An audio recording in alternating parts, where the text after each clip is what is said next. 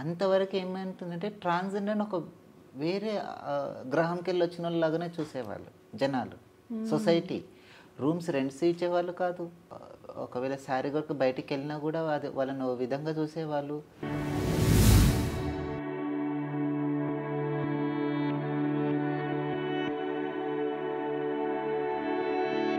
మీరు బెగ్గింగ్‌కెళ్ళినప్పుడు ఎంత ధైర్యంగా అడుగుతారో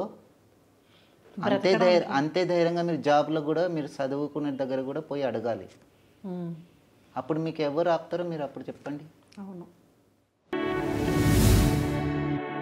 కుక్క పిల్లను 50,000 లచ్చ పెట్టి కొనుక్కొస్తారు. దాన్నేమో ఇంట్లో బెడ్‌రూమ్‌లో హాల్‌లో ఆడుకుంటారు దాంతోటి. కానీ మీ కడుపులో పుట్టిన బిడ్డని ఎందుకు మీరు బయట దొబ్బుతున్నారు పరువు కోసం అంటూ?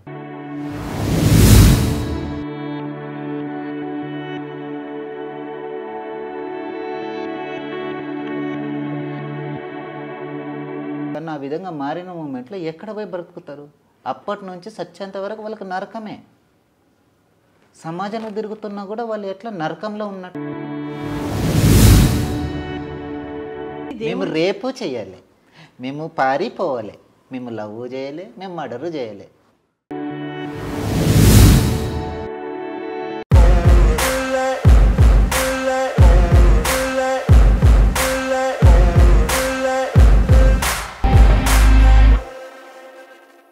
ఇప్పుడు మీరు ఇన్ని ఇయర్స్ జర్నీ ఉంది కదండి, ఇందులో నార్మల్గా మీరు ఎక్కడికైనా వెళ్ళినా సరే అప్పటి వరకు అబ్బాయిలానే బయటకు కనిపిస్తున్నారు, లోపలైతే అమ్మాయిగా ఉన్నారు.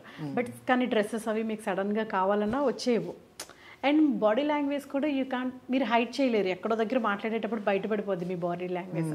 అలా బయటపడిన సందర్భాలు ఎవరైనా ఏమైనా అన్నవి ఇలాంటివి ఏమైనా ఉన్నాయా? యాక్చువల్లీ ఏంటంటే 2009, 10, 11 ఇయర్స్ ఈ 2018 వరకు అంతవరకు ఏమైతుందంటే ట్రాన్స్‌జెండర్ అని ఒక వేరే గ్రహంకెళ్ళి వచ్చినోళ్ళలాగానే చూసేవాళ్ళు జనాలు.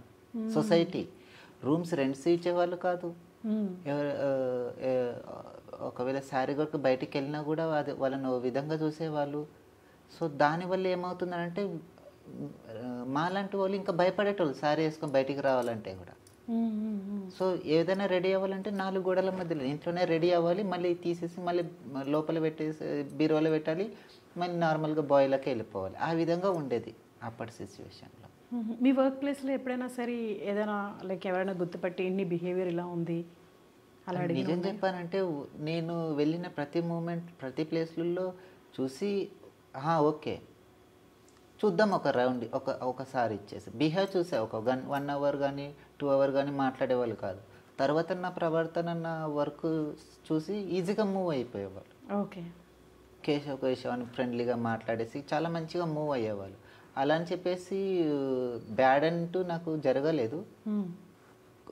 నేను వెళ్ళిన ఒక ఇండస్ట్రీలో కూడా ఎక్కడ నాకు బ్యాడ్గా అన్నట్టు జరగలేదు. వెళ్ళిన ప్రతి ప్లేస్లో నాకు వర్క్ బాగానే ఇచ్చారు, చేసుకుంటూ వెళ్ళాను. మంచిగానే జరిగింది జర్నీ అంతా.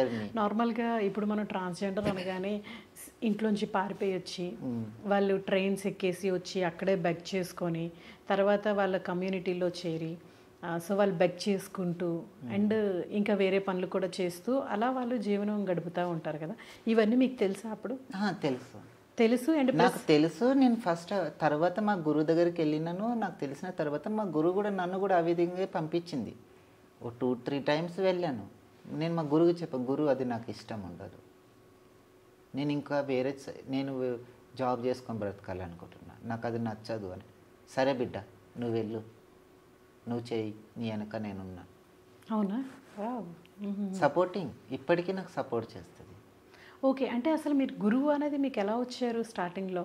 గురువు అని అంటే యూనిట్ అది కాదండి. ఇప్పుడు సపోజ్ మీరు చదువుకుంటున్నారు, ప్యారడైజ్లో వర్క్ చేశారు, సో మీరు పలానా వాళ్ళు నేను ఇలా ట్రాన్స్జెండర్ అని మీకు అర్థమయ్యి మీరే అక్కడ వాళ్ళు ఎక్కడున్నారో అని వెతుక్కొని వెళ్ళారా, లేకపోతే మిమ్మల్ని వాళ్ళు రికగ్నైజ్ చేసి నువ్వు ఇది అని వాళ్ళు మిమ్మల్ని ఇన్వైట్ చేశారా? నేను అప్పుడు డాక్టర్ సైకాలజిస్ట్ని కలిశాను. ఓకే. సైకాలజిస్ట్ని కలిసి ఆయనకు చెప్పాను, సార్ ఏంది ఇలా నేను బిహేవ్ చేస్తున్నాను, ఫీమేల్ పైన ఎక్కువ మేల్ పైన ఎక్కువ అట్రాక్ట్ అవుతున్నాను, అండ్ లవ్ మూమెంట్లలో బాయ్ని అట్రాక్ట్ చేస్తున్నాను, కానీ అలంకారంలో మాత్రం ఫీమేల్లా బిహేవ్ చేస్తున్నాను, ఎందుకు నేను నా ఫిజికల్గా యాక్టివిటీస్ కూడా ఆ విధంగానే బిహేవ్గా ఫీమేల్లా కనిపిస్తున్నాయి, మ్యాచ్ అవుతున్నాయి. అండ్ నాకు చాలా థాట్స్ కూడా అమ్మాయిలకనే రెడీ అవ్వాలి, శారీ కట్టుకోవాలి, రెడీ అవ్వాలి, లిఫ్ట్ పెట్టుకోవాలి, ఇవన్నీ వచ్చేది సార్ అని అంటే నీకు ఎటువంటి ప్రాబ్లం లేదు, నువ్వు కరెక్టే ఉన్నావు, నీకు ఎలా అనిపిస్తే నువ్వు అలా మూవ్ అవ్వు. ఆ విధంగా నాకు కౌన్సిలింగ్ ఇచ్చారు. కౌన్సిలింగ్ ఇచ్చిన తర్వాత మన కాంచనా మూవీ అప్పుడే వచ్చేసింది. ఆ మూవీ చూసి కొంచెం ఇన్స్పైర్ అయ్యాను. ఇంకో ట్రాన్స్జెండర్ కూడా జాబ్ చేస్తుంది, గూగుల్లో చేస్తుంది అప్పటి నుంచి. ఆమెను చూసి నేను ఇంకా ఇన్స్పైర్ అయ్యాను.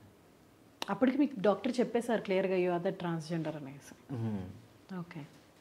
సో ఆ విధంగా చెప్పినా నేను అది ఒక ట్రాన్స్జెండరు గూగుల్లో ఇన్ఫోసిస్లో వర్క్ చేస్తుంది యాజ్ ఏ ఫీమేల్ డ్రెస్ వేసుకొని వెళ్తూ. సో నేను అక్కడ ఇన్స్పైర్ అయ్యాను ఆమెను చూసి, ట్రాన్స్జెండర్ కూడా జాబ్ చేయొచ్చా. సో నాకు ఆ థాట్స్ వచ్చింది, నేను ఎందుకు చేయలేను, తనే చేస్తున్నప్పుడు నేను ఎందుకు చేయలేను. ఆ విధంగా నేను మూవ్ అయ్యాను అన్నట్టు. సో తర్వాత నేను ట్రైనింగ్ అయ్యి మేకప్ నేర్చుకొని ముందుకు వెళ్ళిపోయాను. ఓకే. అంటే నేను చాలా వీడియోస్ చూసాను.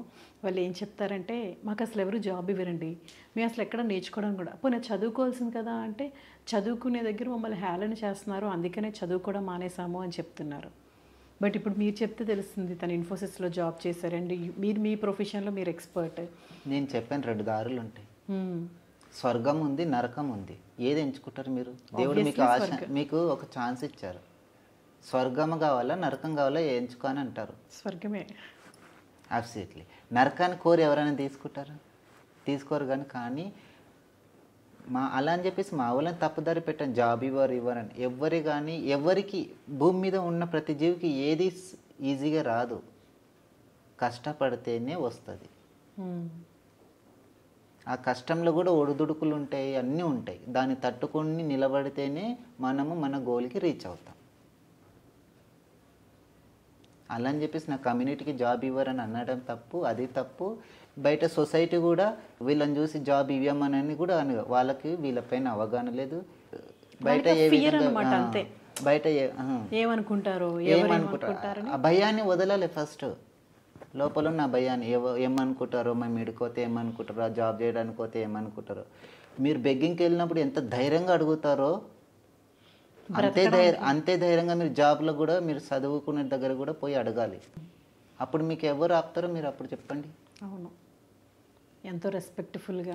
నార్మల్గా ఇప్పటివరకు అందరూ ఎక్కడికి వెళ్ళినా మాకు అవమానాలే, మాది ఏమీ తప్పు లేకపోయినా సరే మమ్మల్నే అంటారు. అంటే నాకు చాలా బాధేసింది అనమాట, అయ్యో పాపం వాళ్ళు ఏం చేశారు అనేసి. కాకపోతే వాళ్ళు చేసే ధైర్యం అంతా కూడా చదువుకోవడానికి, జాబుల కోసం ఆ ధైర్యం చేయాలి, కానీ మీరు అన్నట్టు అడుక్కోవడానికి కాదు అనేసి. అడుక్కోవడానికి అని కాదు, అడుక్కోవడానికి అది వాళ్ళు చేసినది వాళ్ళు చేయలేదు. యాక్చువల్లీ ఇది అమ్మ నాన్న చేశారు. అమ్మ నాన్న కరెక్ట్ పెంచిట్టే, అమ్మ నాన్న చిన్నప్పటి నుంచి నా కొడుకు ఈ విధంగా మారిపోయాడు, నా కొడుకు ట్రాన్స్ అయిపోయాడు, నా కొడుకు గే అయిపోయాడు, నా కూతురు లెస్బియన్ అయిపోయింది అని వాళ్ళు గుర్తించినప్పుడు ఇంట్లోకి వెళ్ళి బయటికి పంపిస్తున్నారు కదా. మొదటి తప్పు తల్లిదండ్రులది.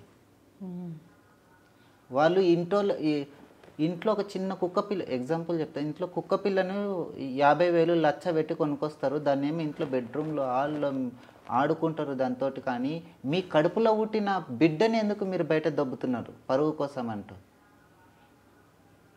అంతేనా లేదా? అవును, అది చేయడం తప్పు కదా. మొదటి తప్పు చేసింది తల్లిదండ్రులు. ఇప్పుడు చిన్న తెలివి ఉండదు, ఏముండదు, బయటికి వెళ్తే ఎలా బ్రతకాలి, ఏం చేయాలి, అన్నం ఎవరు పెడతారు కూడా తెలియని స్టేజ్లో అదే స్టేజ్లలో తను ఆ విధంగా మారిన మూమెంట్లో ఎక్కడ పోయి బ్రతుకుతారు? అప్పటి నుంచి సత్యంత వరకు వాళ్ళకి నరకమే. సమాజంలో తిరుగుతున్నా కూడా వాళ్ళు ఎట్లా నరకంలో ఉన్నట్టున్నారు. అవును, ఎక్కడికి వెళ్ళినా అవమానాలు.